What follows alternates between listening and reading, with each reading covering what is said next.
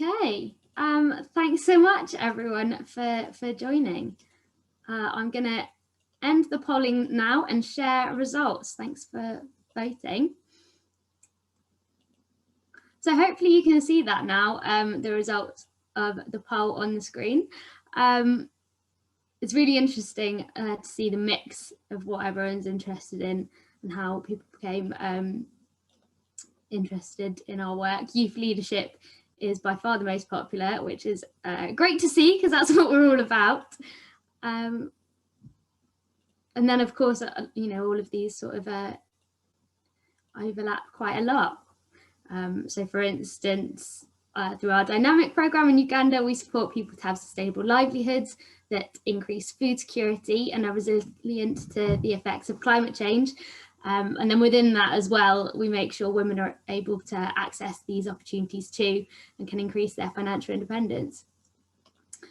Great, so now that I think we've all joined, welcome and thank you for joining the second of our 3 lunchtime webinar series in our Becoming Restless, Changing Development series. It's great to see so many of you on the call. For anyone who I haven't met before, welcome. I'm Megan and I'm the Philanthropy Coordinator at Restless Development in our Philanthropy and Partnerships team. This year marks 10 years since we became Restless Development, having been SPW or Student Partnerships worldwide since 1985 before that. So in celebration, our leaders and supporters are sharing the journey we've been on to do development differently with insights into our work and the future of Restless Development, all in the hopes of inspiring you all to be part of our journey going forward as a supporter if you'd like to. Please do write any questions you have in the Q&A function, which is separate to the chat, so that Mans-Kanu and I can see them, and we'll answer as many of your questions as possible during our optional Q&A session at 1:30 GMT. So I'm really excited to introduce our speaker, Abdul Karim Mans-Kanu, who goes by Mans-Kanu, and I'll be interviewing him to give you some insight into his personal journey, as well as Restless Development's work with entrepreneurs through our Business Development Services programme, which he'll share how he became part of, and also how grassroots businesses have been impacted by the coronavirus pandemic and lockdown measures in Sierra Leone. So Mans-Kanu, I'm just going to ask you to unmute now and we'll get going if you're ready. Yes, great. Lovely, thanks so much. So first of all, thanks for joining Mans-Kanu to share your experiences. So tell us, how did you hear about Restless Development? Well, I heard about Restless Development in 2012 in my community when an announcement was made through the radio, and that there is a program that is called Business Development Services that catered for young people and to build their entrepreneurial skills and also learn skills and also strengthen the ideas they've already heard in their different businesses. So when I got the message from the radio, so I went straight to the place where the forms were placed, and I got the form, I filled it, and I also returned it to the center. And of course, a lot of people have strong feelings of the programs Restless Development are doing in our community, that they are changing lives in the community. So a lot of people rushed to get the form, including my very self. So when I returned the form, I was, shortlisted and asked to come to the center and to start the training. So I began the training, but the community where I stayed to where the training was hosted, it was like 12 miles to where the training was hosted. But I had a passion that when I go to that particular place, I'll be able to build my skills so that I can become a genuine contributor of development in my own community. So what I did is to pay transport fare on a daily basis. It's like £2 or £4 on a daily basis just to attend the training. So because we started it with a huge number of my colleagues, but some drop off because they can't afford to pay the transport fare to where the training was hosted. But for me, as a young person also coming up, I had challenge in getting the finance to pay the transport fare. So I had to, talk to my family members, telling them that the essence of, one being part of the training. So my family member, began to support me with the transport fare. I paid on a daily basis. I attended the training. So when I attended the training, it was in the training that I was taught how to design a very good business plan and how to pitch my business and how to make my business stand out from my competitors. So after the training, we are asked to design a business plan. Haven't taught how to do it, and I used the skill that I gained from the training to design a very good business plan. A lot of people have their own ways of saying, and if you want to win the money that has been put in place for the beneficiaries, you have to, seek support outside. But for me, I held the resolve that I am going to do it because I know the training that I've already gotten from the center will provide me the necessary skills for me to do a better business plan. And indeed, I put together my business plan, I submitted it, and I won the loan. It was $2,000 loan.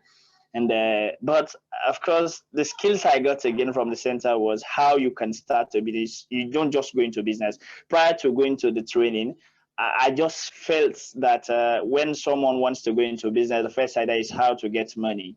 So not knowing that you have to do a lot of things. So the training was able to capacitate me, give me the skills. So I conducted a business research in my community.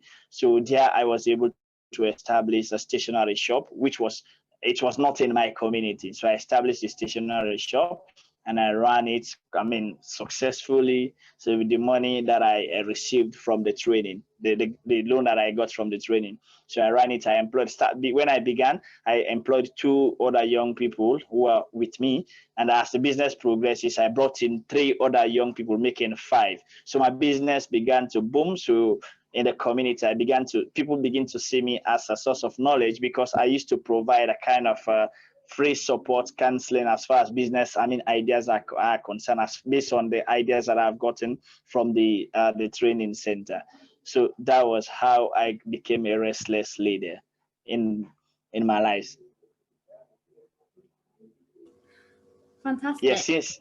Yes, since then, and the donor, UNDP, was funding the project. So Restless Development believe in empowering young people. So they said, we train a lot of young people. It's about time we began to recruit somebody that has already gotten the skills from the center so that he can run the center independently.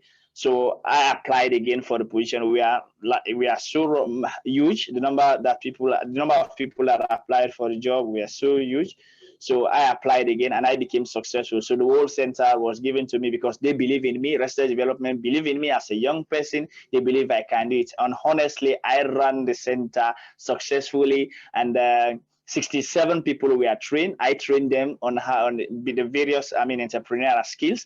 I trained them, and today they are doing well. 17 people out of the 67 that we trained, we are fortunate to get the grant, and because it was a grant again that we did for the very last phase of the project. So I ran the center, and today their businesses are doing well. It's one of my greatest achievements, seeing young people that I trained in my life and also doing very well in my community. So at the end of the project, and there was an advert again in Restless Development, I said, this is an opportunity for me to also further contribute to the development of my community and also continue to build my skills. So I applied for the PFM project, and I was also successful. So you see, I'm from somebody that are attending from a training to being a consultant, from a consultant to being a field officer. So I became a field officer in the PFM project, and on to the time when the project ended. So I was a field officer. So it's so amazing for me to be part of Restless Development. My behavior in the community begins to change. A lot of people ask, oh, what? I have never known you to be like this. I said, no, it is because I am now a restless leader, a young leader. Somebody that a lot of people should be looking up to as far as development issues are concerned. As I speak to you, the skills I got from the center is really, really paying me off in the community. And in my community, Restless Development trained me to become somebody that I can contribute to the development of my community. And that is what I'm doing. As I speak to you, on Friday and Saturday, I'll be hosting the Clerk of Parliament. I'll be bringing Dr. Kandeyom Kela, civil society organization, just to support young people on how they can build their skills to contribute to the development of their own community. That's fantastic. You've had a wealth of experience and leadership with Restless Development. It sounds brilliant. I wondered if you could share one of your favorite stories of a young person who took part in the Business Development Services program that you mentioned that you became a leader of. There was this guy whom we trained in the center, and he was having after giving the young man the training about how somebody can identify a business or a business idea in the community, he identified bread as one of the things that are, that are not in the community where he find himself. Most times when people want to get bread, they have to go to a very long place. We identify that as an opportunity to make money. So based on the support we gave him from the center, he established a bakery. As I speak, the young man employed up to 6 to 7 young people in that bakery, and he's solving problems. So people no longer go in a very from to a very distant place to get, bread. They now see him as somebody that can provide them the support. He has a lot of customers. People come to him and to seek to buy bread in his community. For me, that's a very good success story we've had in the center. That is a huge success. I know that you were actually in touch with a number of the businesses that took part in the BDS program, including Lamin with his bakery. A few months ago, you were in touch with 48 of the 400 businesses just to find out how the entrepreneurs and their businesses have been impacted by the pandemic. Could you tell us about that and what you found? Yeah, of course, when I visited the businesses, I noticed that the coronavirus impacted them negatively. Of course, Lamin is one, you rightly mentioned, is one of our beneficiaries, and most of his customers do normally sell at night.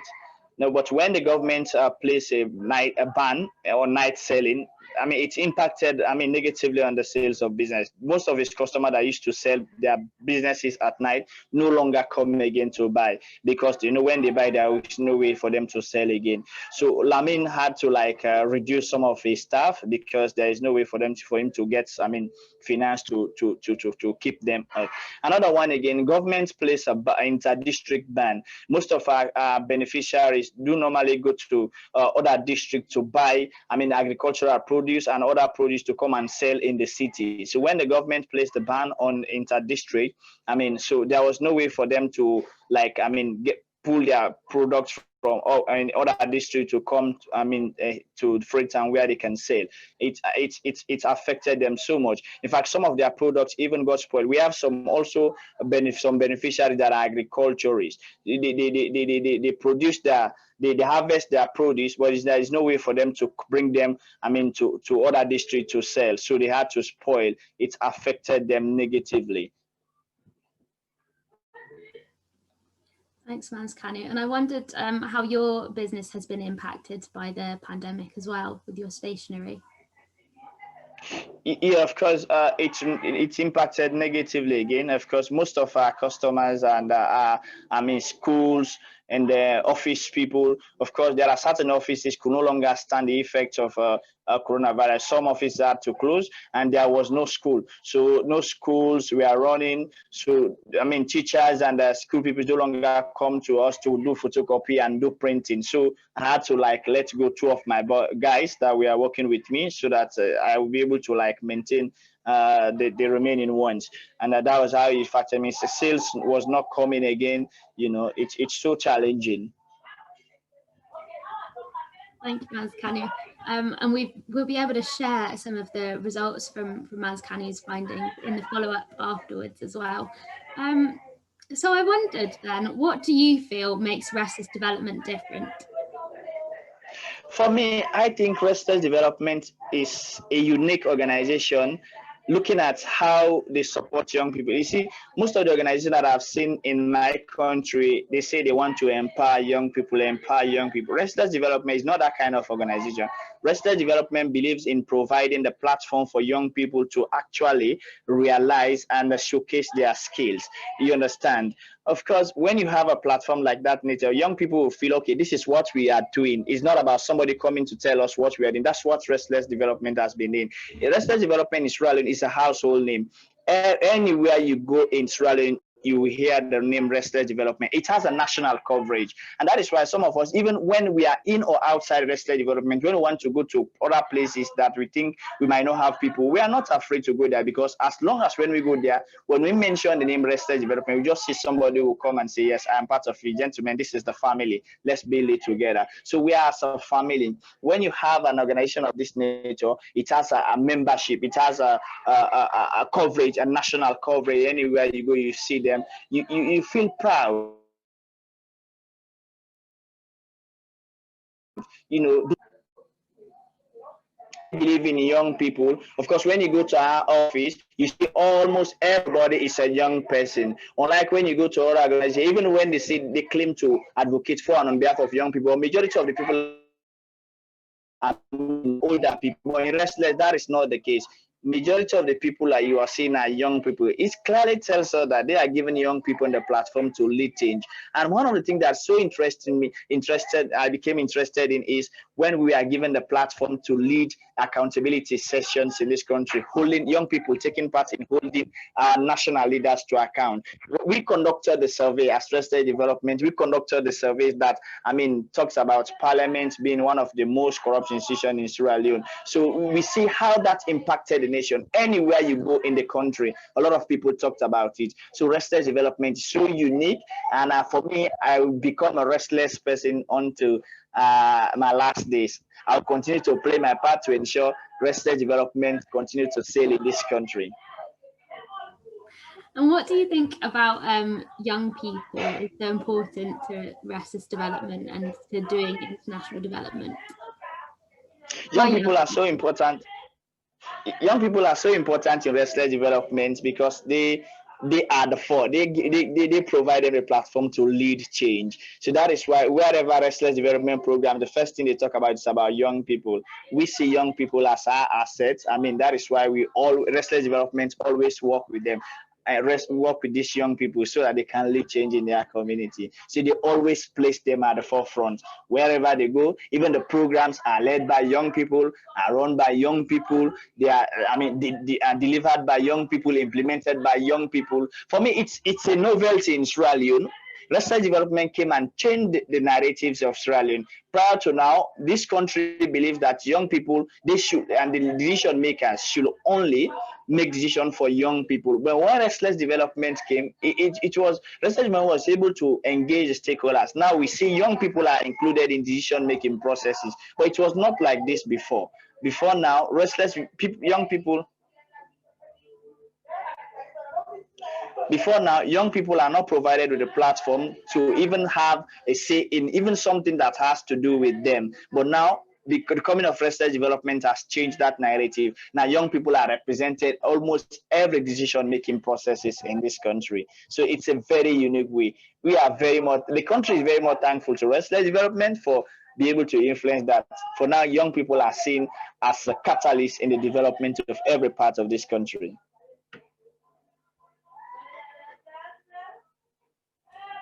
Thanks, Mans-Kanu. I think that we've lost your video, so hopefully when your internet comes up, lovely, there you are again. Thank you. And I think the last question we'll ask before we go on to the Q&A is about Restless Development response during the Ebola epidemic in Sierra Leone. As I understand that Restless Development and the young people there played a huge part in mobilizing a response.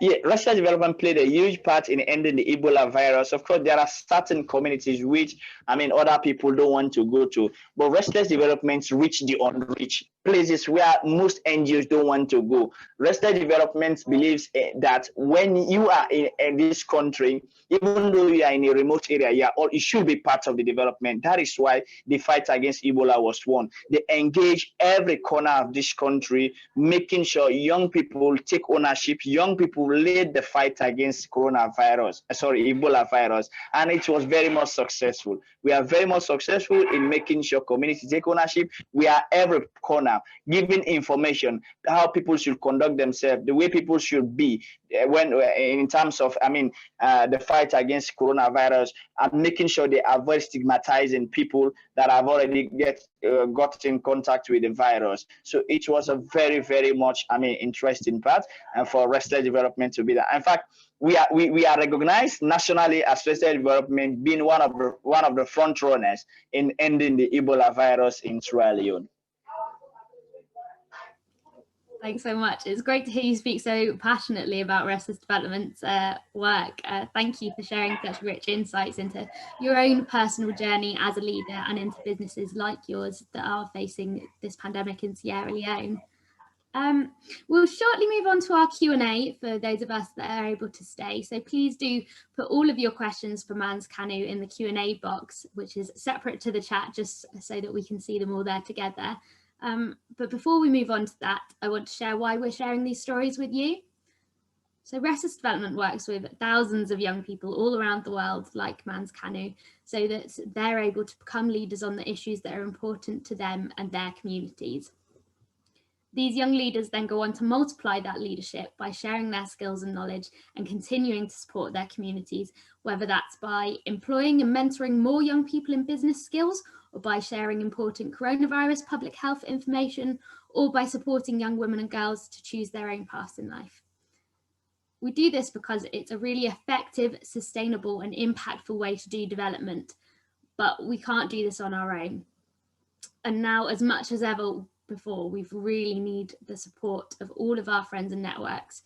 So if you've been inspired by Mans-Kanu's story today, we'd like to ask you to be part of the next chapter of our journey. There are lots of ways that you can support our work. Today, we'd really love for you to consider doing just one by supporting us personally with a monthly donation at restlessdevelopment.org/donate. You can also get in touch with me at megan@restlessdevelopment.org if you're interested in partnering with us. We can help the biggest youth generation of our time to tackle the greatest challenges our world faces together with your support. And thank you so much to our existing partners for being part of this journey already. We really do appreciate it. So now let's move on to the Q&A section of the webinar for those that are able to stay on for 15 more minutes or however long you're able to. We know that this is a work day for many of us, so thank you to anyone who needs to dash off for joining us, but we'd love to hear your questions if you are able to stay on. So I'll just take a look now and pull some of the questions from the Q&A. So I think, Mans-Kanu, we're ready for you to unmute and do some questions. So the first question is from Giancarlo, which says, what keeps you up at night and what is your biggest worry? Yeah, and my biggest worry is when I see decision makers, seeing young people as people who should not be part of the development challenges and solving, community challenging, solving national challenges. That was my biggest fear. But this fear is beginning to reduce now because I'm seeing the change everywhere because of the intervention of Restless Development. So for me, it's now changing, but it has been my fear over the years. Thank you. We've got a question from Charlotte. What were you doing before you became involved with Restless Development? Yeah, well, before I joined Restless Development, I was just being in the community. After I graduated from high school, my people do not have funds to support me to further my education at the university. So I was hanging around, going from one place to the other, meeting with friends, until when I had the opportunity to get the golden church which Restless Development has placed in me. But I not be in the church of Restless Development, I wonder where some people like me will have been today. But honestly, I wasn't doing anything. I was just relying on what my mom and my father gives me on a daily basis. So after high school, I was just sitting down without doing anything.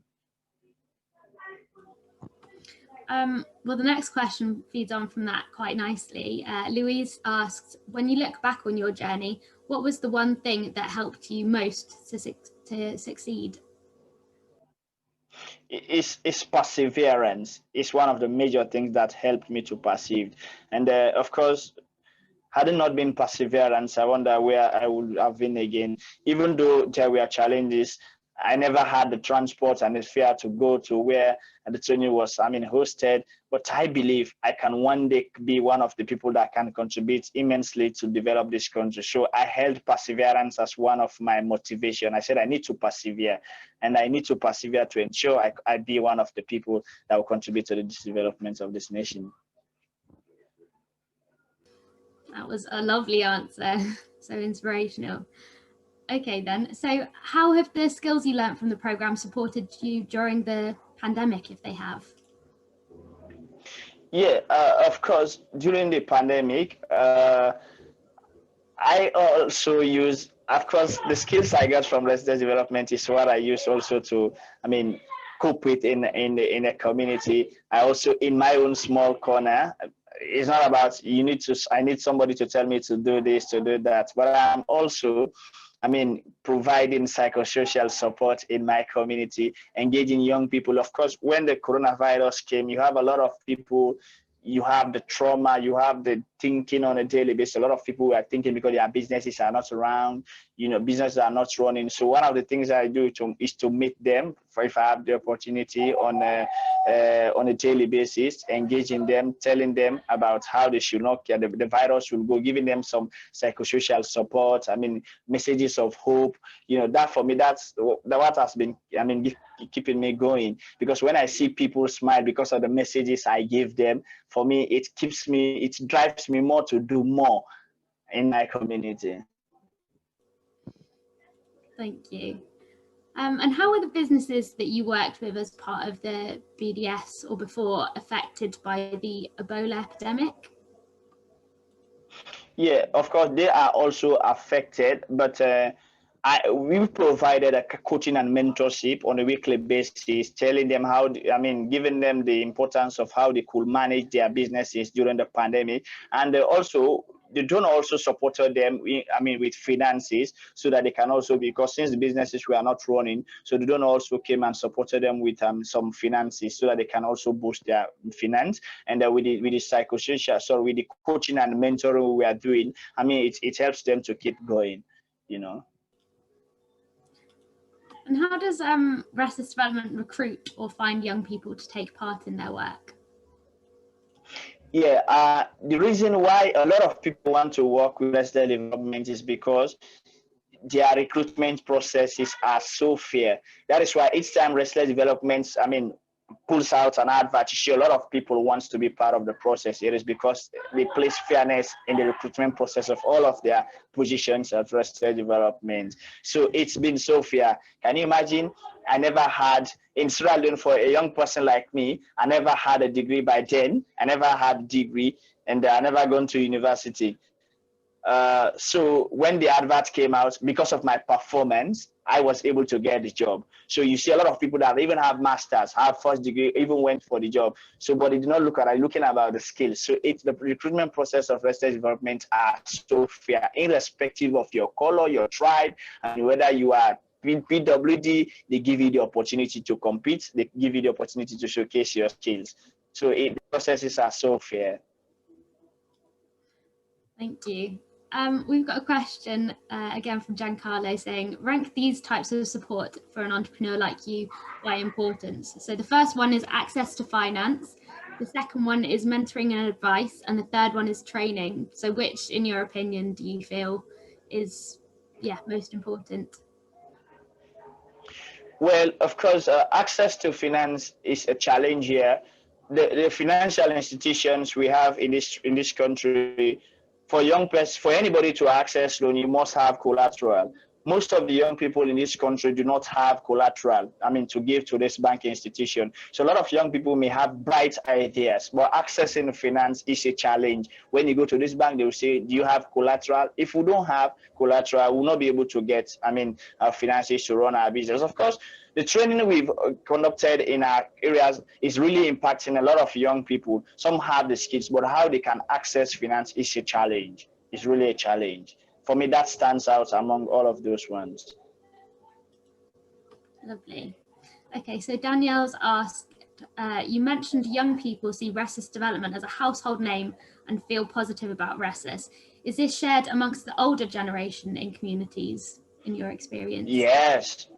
Yes, in fact, in my community, because of the skills I have, almost all the decision makers, when they want to make decision about the community, they seek my own support because they believe Restless Development has capacitated me so much that they see me as a center, as a hub of solutions to the community. So that is how it's important for Restless Development young leaders. So when they see young people, as fast you are from Restless Development, they accommodate you, they embrace you, they think you have solutions to young people. I mean, the problems of young people, and it's all over. Anywhere you go to, even and some of you, if you are fortunate to come to Sierra Leone, wherever you are, just mention the name Restless Development. People just say, "Oh, these guys are great," because of the programs we are delivering in this country. Well, that's great to hear. It sounds like Restless Development has done really loads in Sierra Leone, and it sounds like the fact that so many people come to you personally speaks highly to your own leadership experience as well. Yeah. Okay, so Louise asks, did you receive any coaching as part of your training? Yeah, we were having coaching and mentorship on a weekly basis. I mean, and in fact, even the last project, the BDS project I ran, we had the Sierra Leone Traders Union to provide coaching and mentorship for our beneficiaries, and so we have those that's as part of our packages in the training. Of course, I also received, I mean, coaching and mentoring again. And did you find that useful? Like, what did Sure, you gain find, from it? yeah, like previously, before, for us in Sierra Leone, most people want to go into business without looking at the legal aspect of it. You understand? One of the coaches said, "Okay, gentlemen, you want to establish this business. One of the things you need to do is for your business to be legal." I think that helped me a lot. After getting that information from him, I took up myself and did that. I registered with the local council in my area. So when the local council came to ask people for taxes, almost all the business that we are very close to me, they were closed. But mine was never closed because I already registered. So that was what the motivation or the skills I received from one of the coaches that was hired by then, you know, and also stress on the issue of record keeping, customer relationship. You know, these are all things that I got from the coaches and that were coming to us. Great. We've got time for a few more questions, so please do keep them coming. I think we've got a couple more to answer already, but we'd love to answer as many of your questions as possible. So please do send them in the Q&A box so that we can see them, which is separate to the chat box. Okay, so there's another question then that says, how do you think aid organisations like UNICEF or other organisations should best approach their work, for example, in Sierra Leone or in African countries more generally? The line was breaking. The line is breaking. Sorry, I'll say it again. So how do you think aid organisations that are different to Restless Development should approach their work in Sierra Leone? Yeah, well, for us, as if it is about young people, I think it's about making sure young people lead. I mean, those. Programs like Restless Development have been an organization that has already gotten the skills. I mean, if they want to do a program of that nature or bring in programs in the country, I think they should best, I mean, do that. And also, like you rightly mentioned, UNDP has supported us, I mean, over the years because they believe in what we do. That is why they approach us, and our programs were run successfully. So if they want to come to this country, I think they should ensure they support, I mean, agencies that have, I mean, created a lot of impact in the country, like Restless Development, so that they can, I mean, support to deliver programs in the country. Thank you. Okay, a question from Sam then. What type of businesses have been set up by other BDS graduates? Are there some very popular types of businesses? Yeah, of course, of course, agriculture in Sierra Leone, a lot of people see it as a job for the low literate people. But when a lot of them came to the BDS Center, we are able to shape their thinking and action. So a lot of them engage into agricultural product because most of the food we eat in this country are imported. So a lot of young people now, we are able to shape and direct their mind into agriculture. So most of the product now, people normally go outside their community to buy. They no longer do it. So they buy from them now. So you see, it's also important. You also have, I mean, how young people can, like this digital kind of things that people are running, this, I mean, and design it. These are skills that are a lot of people wants to go into, but the skills again are also missing in this country. So if we can have a platform like to platform that can provide us the proper opportunity for young people to get those skills, I think it's also important. Where you have this editing, you have this digital stuff. A lot of people want to go into photographing, and because that is how the world is moving, this digital stuff, I think it makes it will support the young people. I have my own follow-up question there. I just wondered if you've noticed any trends in terms of what businesses have been more resilient to the pandemic, that haven't been as badly affected. Yeah, of course, we have our own local business. You have these telecenters. We have them telecenter in Sierra Leone. When people want to charge their phones, of course, it is because the country do not have lights all over the place. You have certain businesses that establish a kiosk like where they normally charge. They have their generator.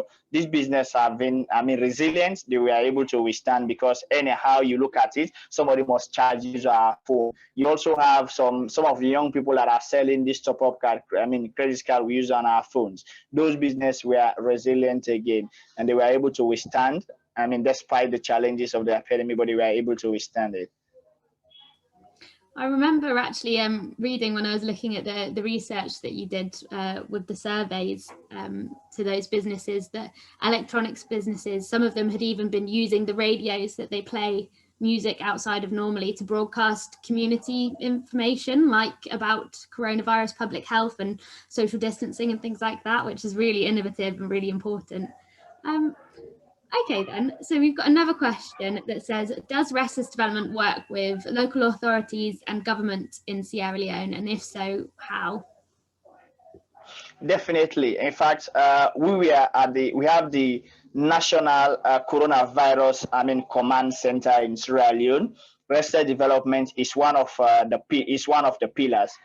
Is identified by the government to be one of the pillars in that particular central command, and we were like playing our own and support in making sure the virus is wiped off in the country. And as I speak to you, we are still represented at that particular hub. Of course, at district level, you also have the district coronavirus platform set up by government at district level, and all of them are represented at district level, and those meetings will provide our own support in making sure the virus is wiped out. So everywhere, and we are consulted whatever thing that has to do with because our strength is community engagement. We have a very strong sense of engaging people. Because it was manifested in the Ebola virus, and that is why people are seeing us now. When the government has an information in terms of taking it down to the least man in the community, so the organization that they contact is Restless Development. So we are there. We are at the district level. We are at the national level. Restless Development is everywhere. Thanks so much, Mans-Kanu. I think that is a nice place to end things. So I'd just like to say an enormous thank you to you, Mans-Kanu, for sharing your journey with us, and to everyone who's joined us today as well and asked such thoughtful questions. It's been really lovely to connect with you all.